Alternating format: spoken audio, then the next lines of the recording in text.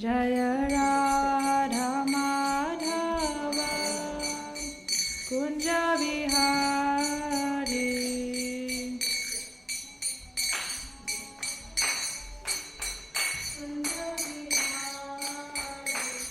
Jaya Radha Madhava Kunja Vihari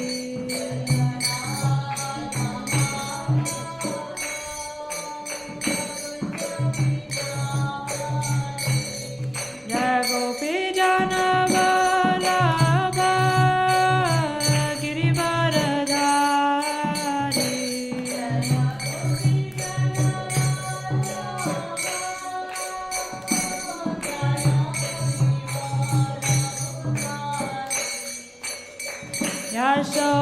Yashodanandana Rajajana Ranjana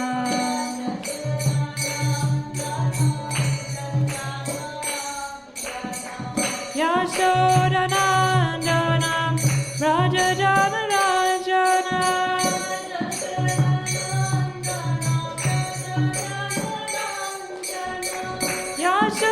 Yashodanandana Rajajana Ranjana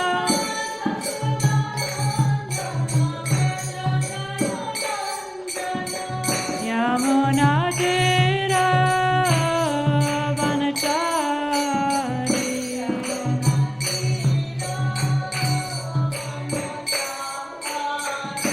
Yamuna Tira Vanachari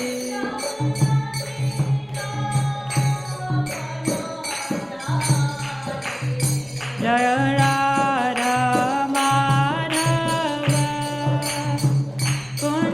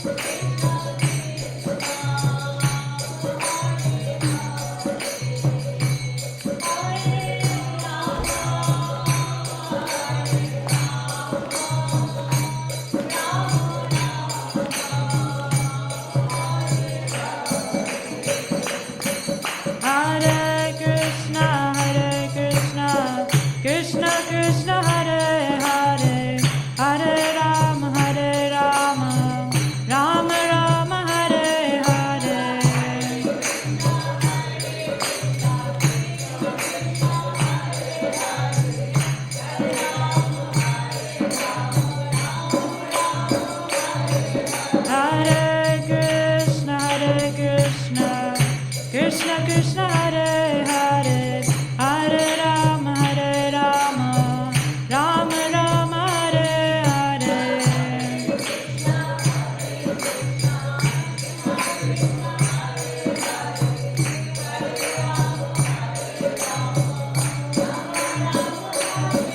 Hare Krishna Krishna Krishna Hare Hare, Hare Rama Rama Rama Hare Hare.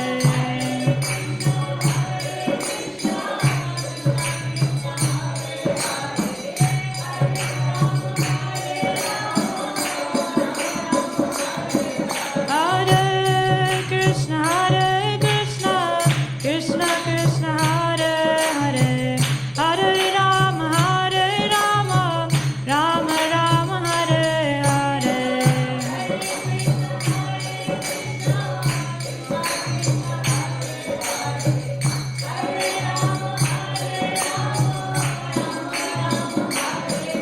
Hare Krishna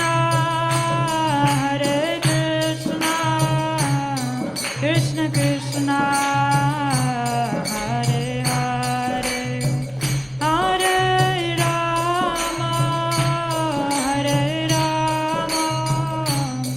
Rama Rama Hare Hare.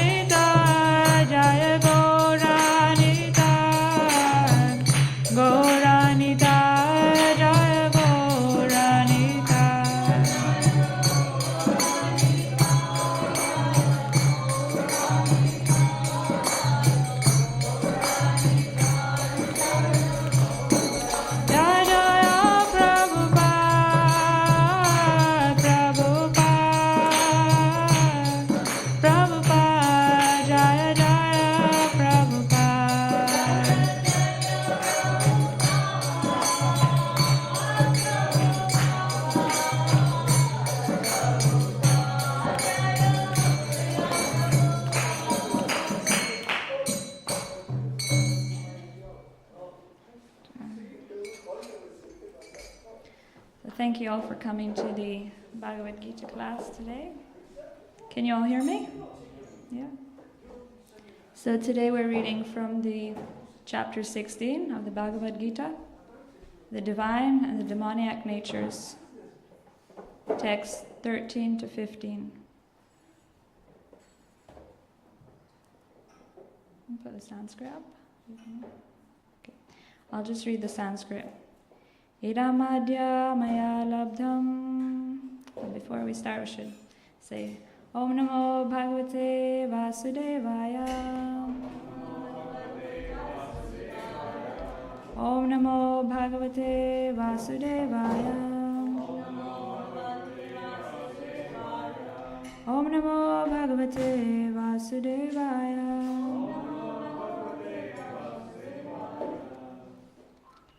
So I'll read the text 13 to 15. Idamadya maya labdham imam prapse manoratham idamatsidamapi me bhavishyati punardhanam aso maya hata shatrur hanishye cha paranapi Ishvaroham aham bhogi siddhoham balavan sukhi adhyo bhijanavanasmi konyosti sadrisho maya yakshya dasya vimodasya ityagyana vimohita.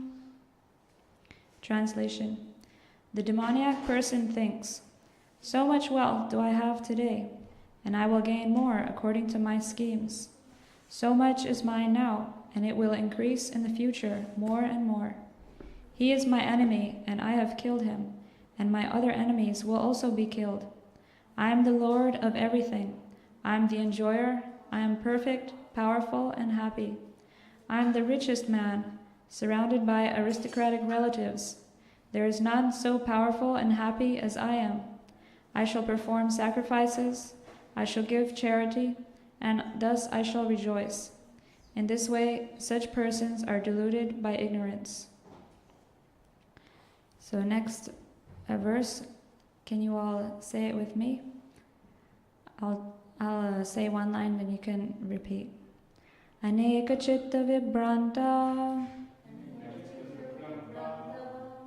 mohajala samavrita prasakta kama bhogeshu patanti narakeshu cho aneka chitta vibranta mohajala samavrita prasakta kama bhogeshu patanti narakeshu cho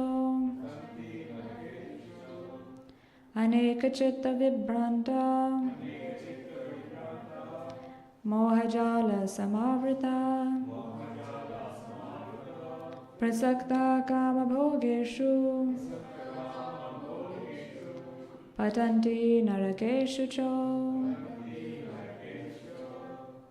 Would anyone like to try to recite it?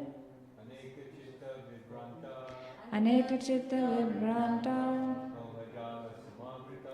mohajala samavrita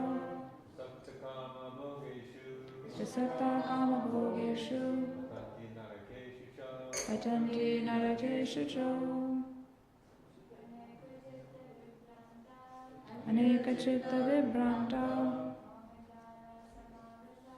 mohajala samavrita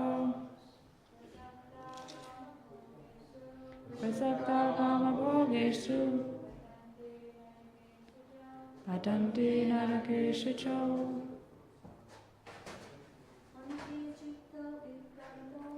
aneka chitta vibranta mohajala samavrita prasakta kama bhogeshu patanti narakeshu cho aneka chitta vibranta mohajala samavrita prasakta kama bhogeshu patanti narakeshu cho. Okay, thank you. Now we'll do the word for word. Aneka, numerous. Chitta, by anxieties. Vibranta, perplexed. Moha, of illusions. Jala, by a network. Samavrita, surrounded. Prasakta, attached. Kama bhogeshu, to sense gratification. Patanti, they glide down. Narake, into hell. Ashucho, unclean. Translation. Thus perplexed by various anxieties and bound by a network of illusions, they become too strongly attached to sense enjoyment and fall down into hell. Purport by His Divine Grace, A.C. Bhaktivedanta Swami, Srila Prabhupada Ki. The demoniac man knows no limit to his desire to acquire money. That is unlimited. He thinks only of how much assessment he has just now and schemes to engage that stock of wealth further and further. For that reason, he does not hesitate to act in any sinful way and so deals in the black market for illegal gratification. He is enamored by the possessions he has already, such as land, family, house, and bank balance, and he is always planning to improve them. He believes in his own strength, and he does not know that whatever he is gaining is due to his past good deeds. He is given an opportunity to accumulate such things, but he has no conception of past causes. He simply thinks that all his mass of wealth is due to his own endeavor. A demoniac person believes in the strength of his personal work, not in the law of karma. According to the law of karma, a man takes his birth in a high family, or becomes rich, or very well educated, or very beautiful, because of good work in the past. The demoniac think that all these things are accidental and due to the strength of one's personal ability. They do not sense any arrangement behind all the varieties of people, beauty, and education. Anyone who comes into competition with such a demoniac man is his enemy. There are many demoniac people, and each is enemy to the others. This enmity becomes more and more deep, between persons, then between families, then between societies, and at last between nations. Therefore, there is constant strife, war, and enmity all over the world. Each demoniac person thinks that he can live at the sacrifice of all others. Generally, a demoniac person thinks of himself as a supreme God, and a demoniac preacher tells his followers, "Why are you seeking God elsewhere? You are all yourselves God. Whatever you like, you can do. Don't believe in God. Throw away God. God is dead." These are the demoniac's preachings. Although the demoniac person sees others equally rich and influential, or even more so, he thinks that no one is richer than he, and that no one is more influential than he. As far as promotion to the higher planetary system is concerned, he does not believe in performing yagyas or sacrifices.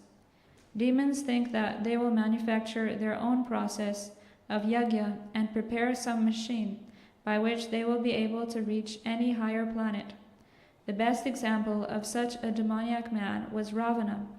He offered a program to the people by which he would prepare a staircase so that anyone could reach the heavenly planets without performing sacrifices, such as are prescribed in the Vedas.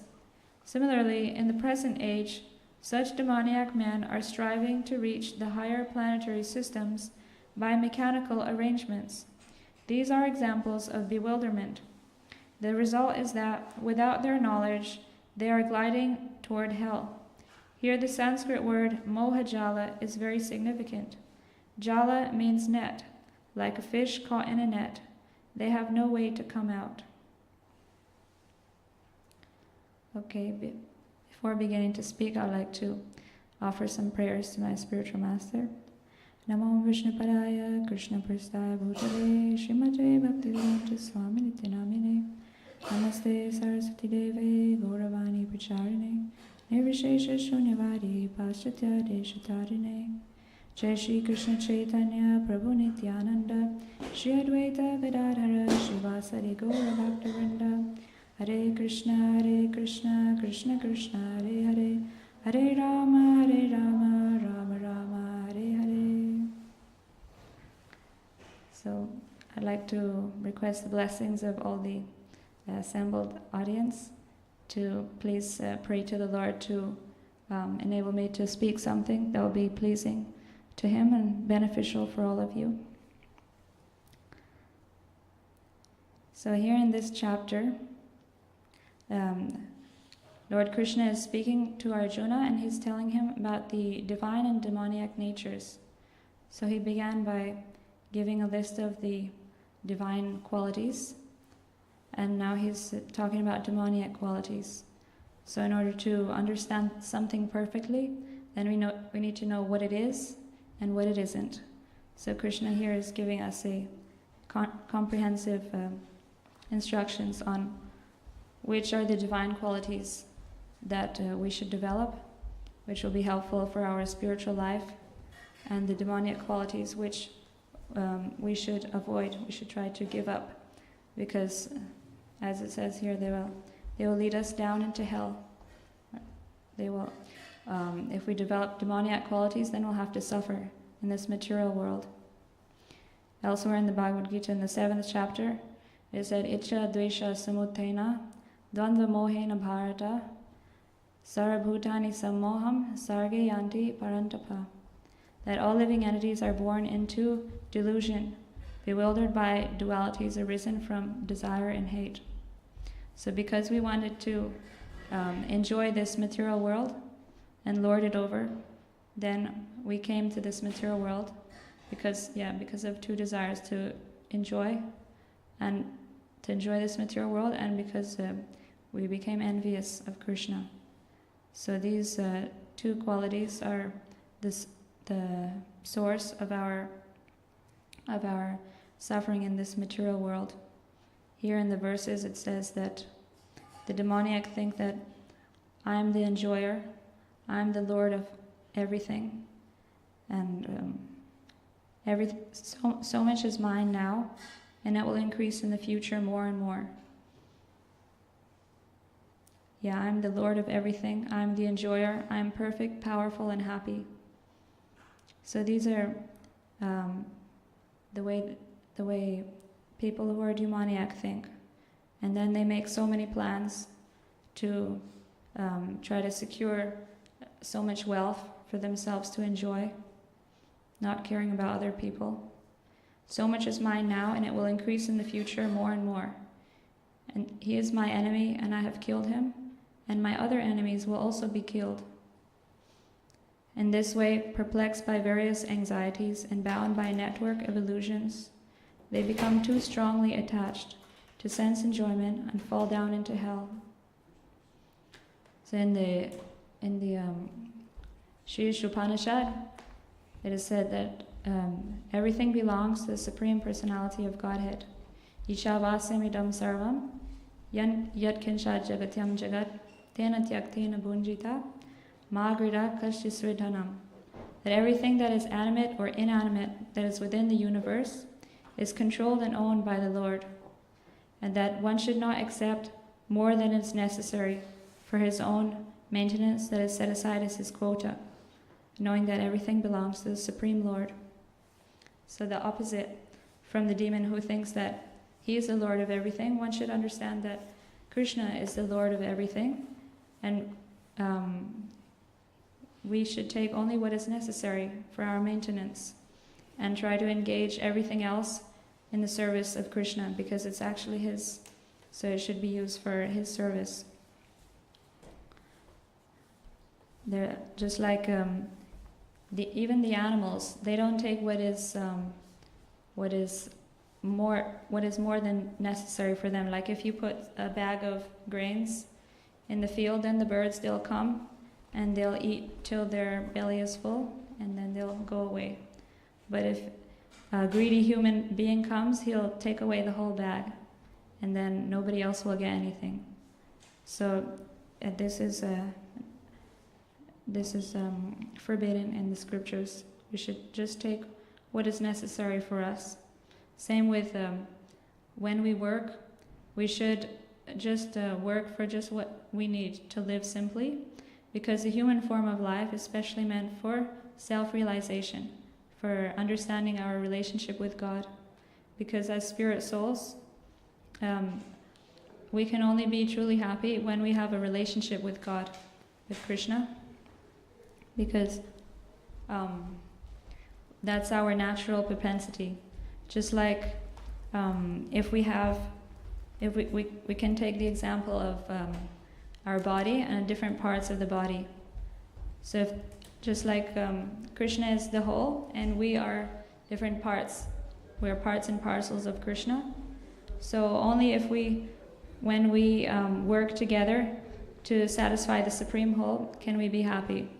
Just like if the hand wants to enjoy food separately, not putting it into the stomach, it's not possible for the hand to get any benefit from the food. It will just end up spoiling the food by mushing it. So the process to become happy is to dovetail our actions with God, with the Supreme Lord, try to satisfy Him, and then when Krishna is satisfied, then automatically we will also become satisfied and happy and nourished. Just like when the hand puts food in the stomach, then the hand becomes nourished and gets energy. So this is the process of devotional service. So when we understand that we're the soul, then we can understand why spiritual life is important, why devotional service is important, and understanding our relationship with Krishna is important. There's a nice verse in the Bhagavatam that Lord Kapiladev, who is an incarnation of Krishna, he speaks to his sons, or not Kapiladev, Rishabhadev. He says, Nayam deho deho bhajan nirloke, kashtan kaman arhati virbhujamye, tapo divyam putrakayena satvam, shudyed yasmad brahmashokyam tvanantam. That this human form of life is very rarely attained. Out of there are so many species of life, so many animals, so many birds, so many insects, so many plants. Their numbers are way greater than the human form. So one who has a human form, it's a very rare birth, and it gives us a special opportunity to develop a relationship with God and to end our suffering in this material world.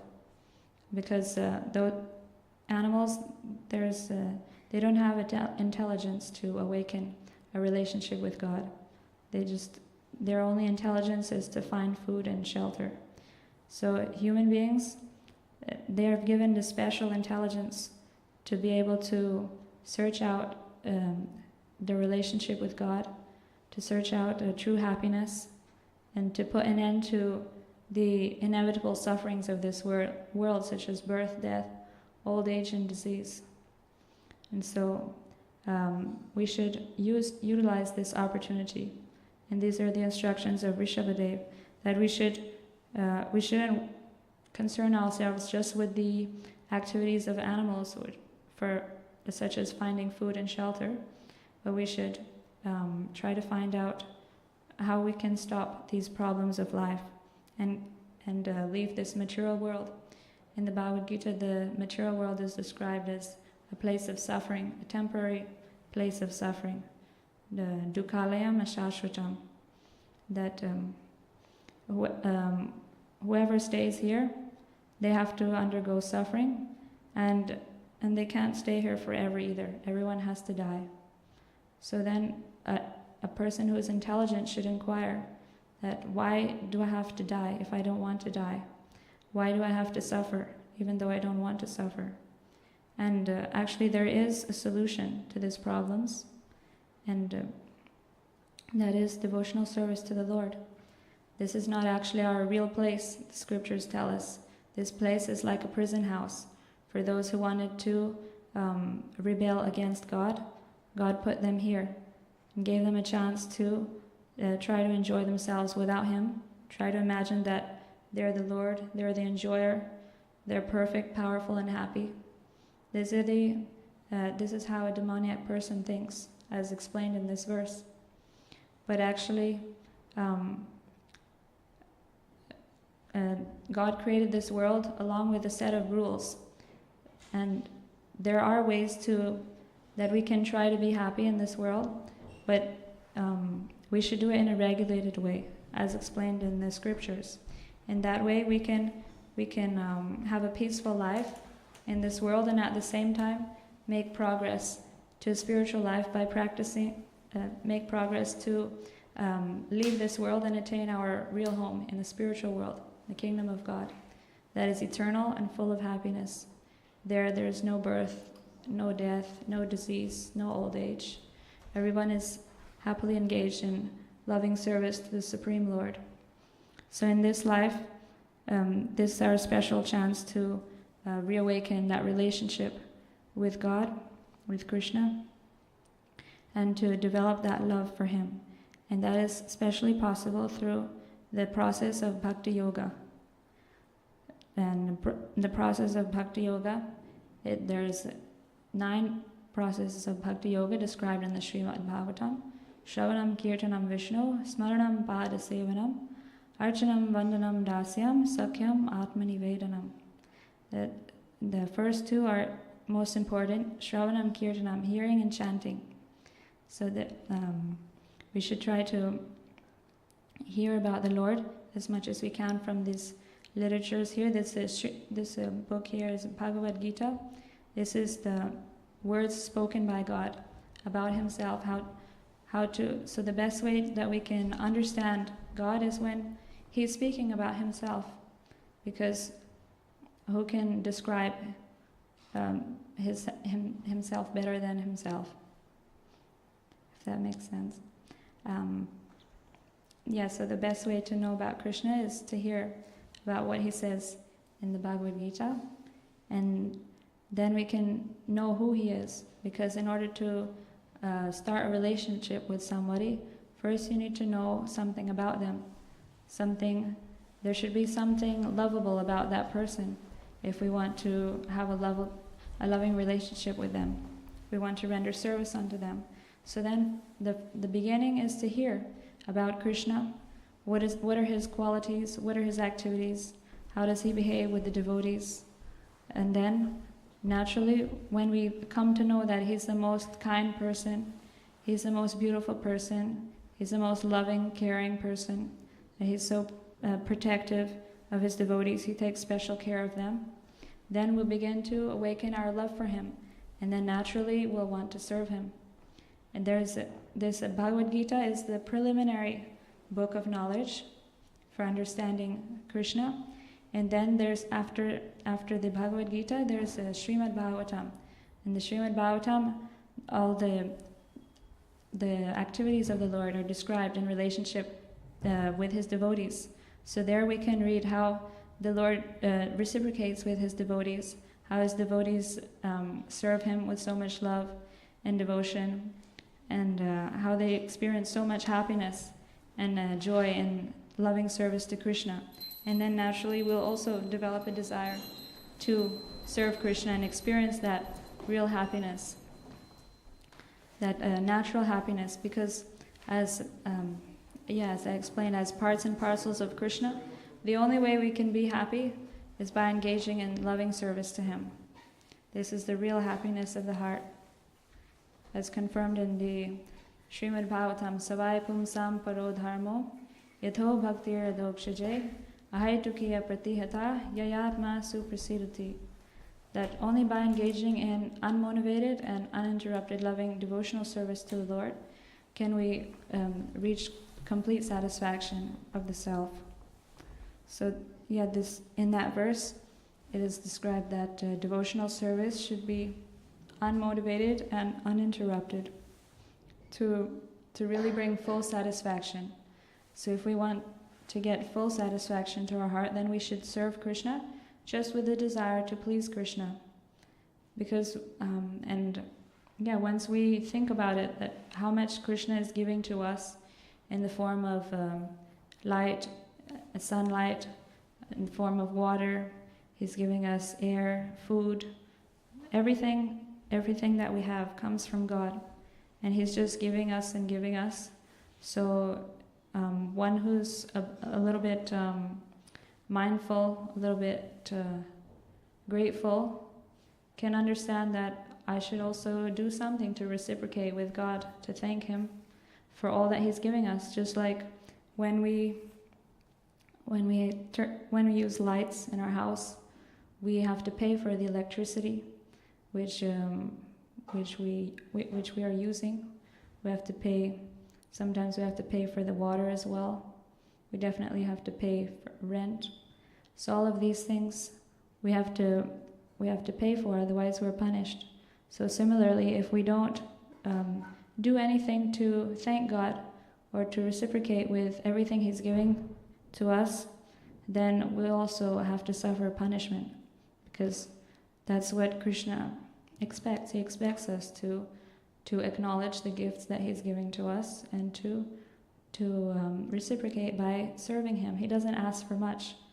He just, in the Bhagavad Gita, he says, if one offers me with love and devotion a leaf, a flower, a fruit, or water, I will accept it. So he's not asking for something that's very difficult to obtain. Even a leaf we can offer him, even a fruit, even a flower, even just some water. So Krishna is just asking, the main ingredient is our love.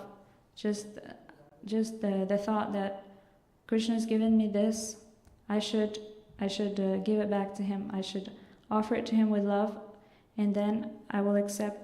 Then we can accept the remnants after we have offered it to Krishna. That's why the food we give over here, we call it prasad, because it's first been offered to Krishna. And the benefit of that is that when we eat the food, we're not subject to the sinful reactions which were incurred while preparing the food. Like for preparing food, we need to kill the plants, we need to cook it, so when we cook, then we boil different microbes and things that are there. So all this we have to pay for. We cannot kill anything without receiving some punishment for it. But if we offer it to Krishna, then all of that is nullified. And not only that, when we eat the food that is left by God, it becomes spiritual. And so by eating that, then we advance in our spiritual life as well. That's why in the Nectar of Devotion, there's a nice verse. It says that Ata Shri Krishna Namadi Nabhaved Grahyam Indraye Sevan Mukhe Jivado Swayam Eva Spuratyada. That by that our blunt senses, they're not capable of understanding the transcendental name, form, qualities of the Supreme Lord, Krishna. But when one begins devotional service by hearing by chanting the holy names of Krishna and by tasting the remnants of his food, then our senses gradually become purified, and then we can actually understand who Krishna really is. So you might be surprised to know, but spiritual life begins with the tongue, by chanting and by eating prasadam. And this spiritualizes our senses so that we can actually understand spiritual knowledge and about who Krishna is and how to engage in devotional service to him. So, does anybody have any questions so far? Anybody want to ask anything? Otherwise, I'll say some more.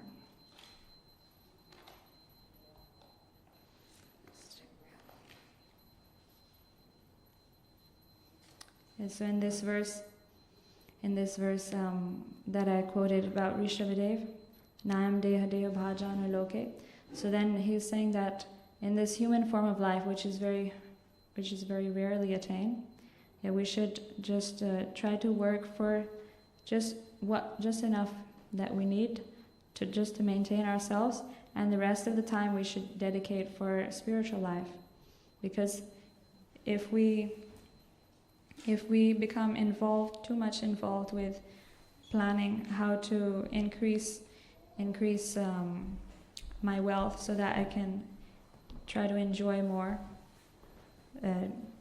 get better facilities for sense gratification, then we won't have much time for spiritual life. But if we just accept just the minimum that we need, then we'll have more time for spiritual life, which is our main purpose in this human form of life. In this second verse here, verse 16, it says, thus perplexed by various anxieties and bound by a network of illusions, they become too strongly attached to sense enjoyment and fall down into hell. So the glory of Krishna consciousness is that we become relieved of all anxieties, because we can understand that Krishna is our protector, and Krishna is our maintainer. And whatever is due to us, we'll get, just as a law of karma.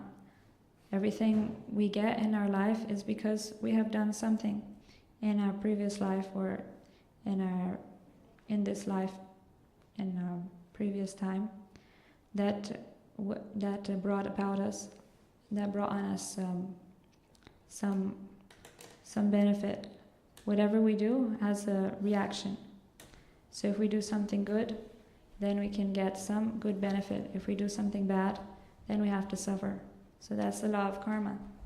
So then there's no point in working so hard, because whatever you are supposed to get, you're going to get anyways. That's why in the Bhagavatam there's a nice verse. It says, let me just remember this verse.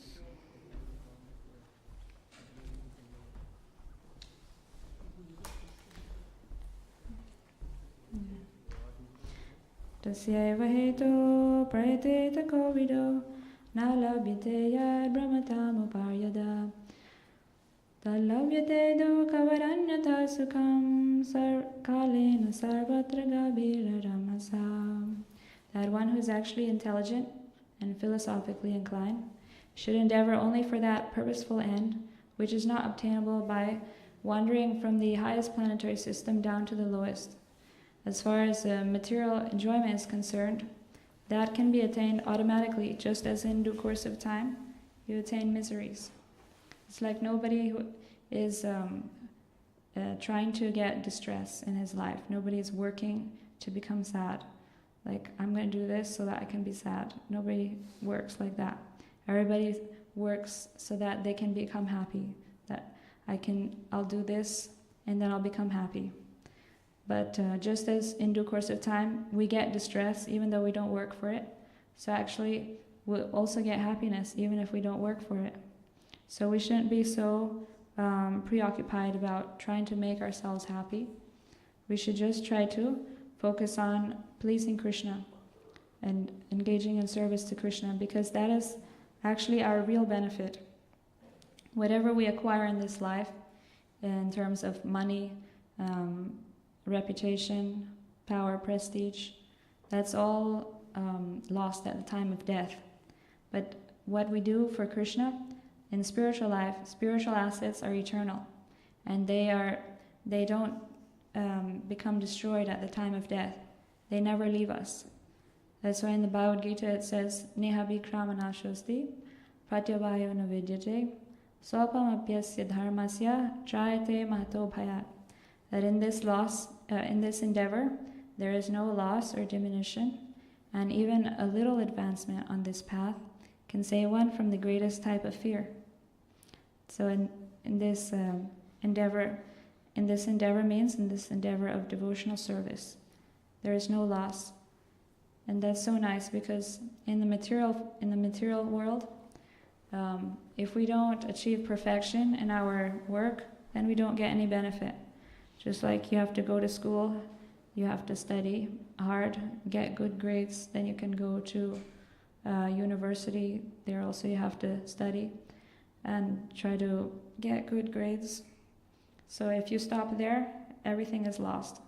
You have to keep on going and try to get a good job. Hopefully you can get a good job. Or if you're starting a business, then you need to have success in your business. Otherwise, everything was just a waste. But devotional service is not like that.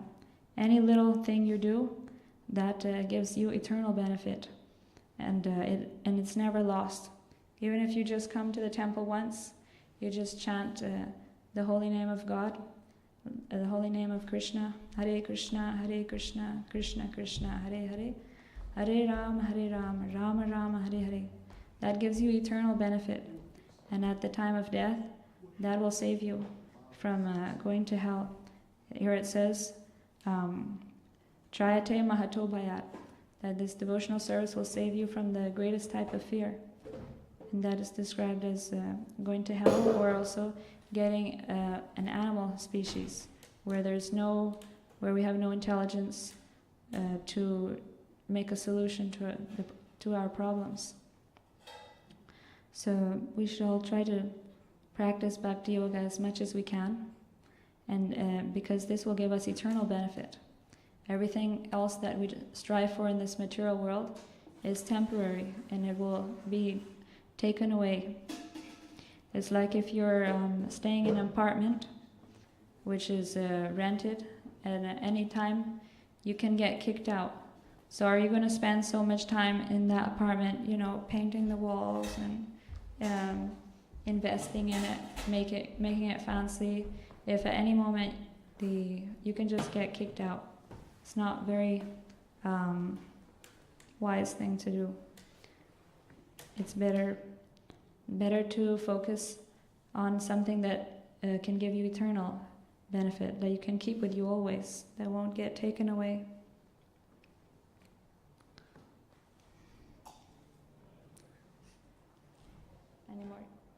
Any questions? Any comments? Anybody wants to add anything or share anything?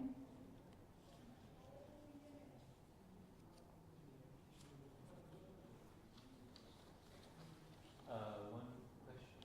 Yeah. In today's world, it's so hard to maintain the body that one might say, well, if you add spiritual life on top of material life, then it makes life even harder. So material life's already hard enough to maintain the body, and then you have to chant 16 rounds, follow 4 regs, come to the temple, Mm-hmm. Yeah. So that's why the scriptures advise us that we shouldn't worry too much about our material life, because whatever is due to us we'll get anyways, and the best thing we can do for ourselves is to acquire spiritual assets which are eternal and can give us eternal benefit and can give us real happiness.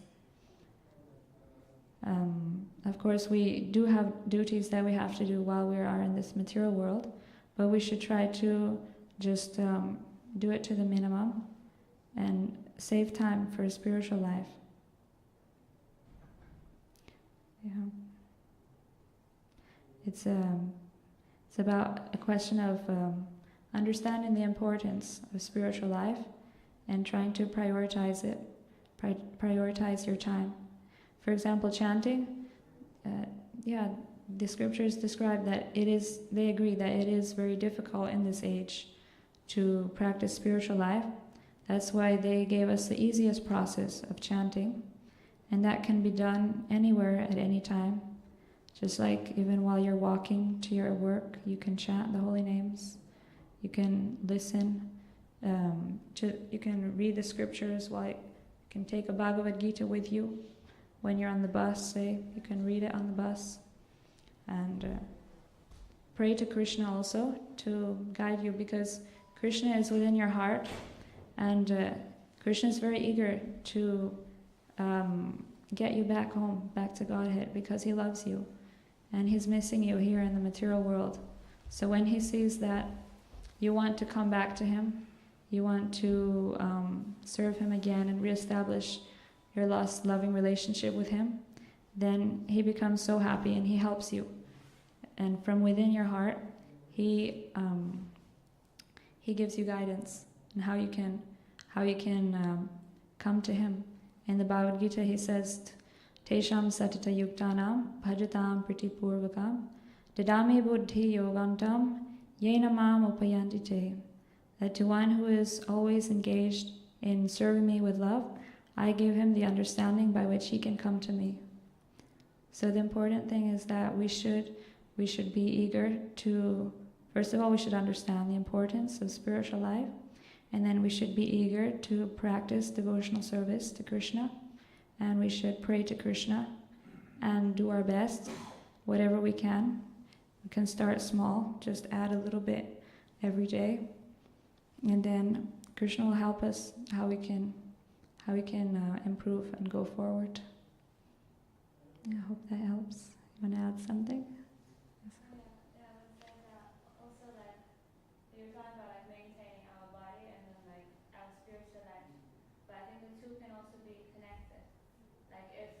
we maintain our body so that we can practice spiritual life. The two are like connected, so it's not like a hard division between like working and then like spiritual life. Our work can also be connected in a way that it's conducive to our spiritual life. That's actually a process of karma yoga where we work for Krishna. We see everything as part of our service to Krishna because this body is also given by Krishna and we need it to use for his service. So we should take care of our body, and we can do it with the attitude that this body is actually Krishna's. He gave it to me, and it's meant to be used for his service. So I should maintain it for him, so that it can be fit for using in his service. And then when we think like that, then that's also Krishna consciousness. That's also purifying us. Yeah. Krishna describes that in the Bhagavad Gita as well as karma yoga, action in Krishna consciousness. When we work and we dedicate the results of our work to him. And also, when we spend our money for food, then we offer it to Krishna first. So then we're not just spending money on food, we're spending money on serving Krishna. And that's also bhakti yoga. So everything we can also make our house into a temple. We put pictures of Krishna there, and we take care of the house just with the thinking that this is Krishna's temple, and I'm maintaining it for him. I'm cleaning it for him, and I'm offering him food for his pleasure. So Krishna consciousness is actually just about our consciousness. It may seem like a devotee is doing all of the same things that any other person will do, that he's going to work, he's eating, he's sleeping, he's living in a house. But actually the difference is just in the consciousness. That the devotee, he does everything for Krishna. He's always thinking of Krishna and dedicating all of his activities to Krishna. Whereas the other person is just doing it for his own sense gratification. Is that okay? Does anybody else want to say anything?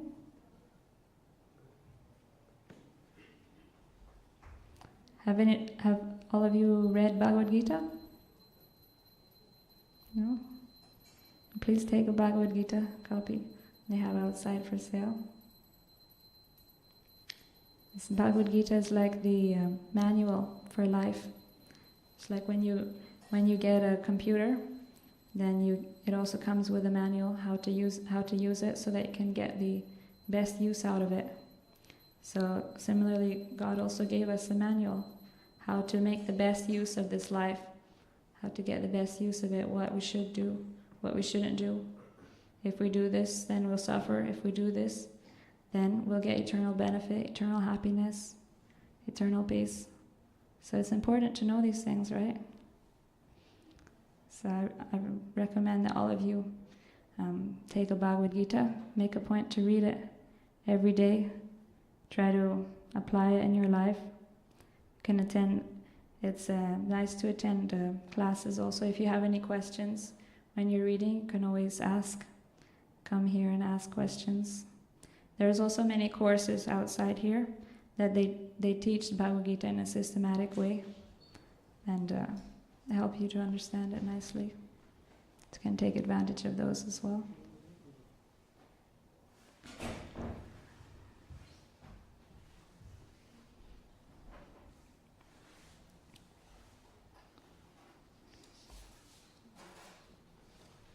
So I think we can stop here. If anybody has anything else to say.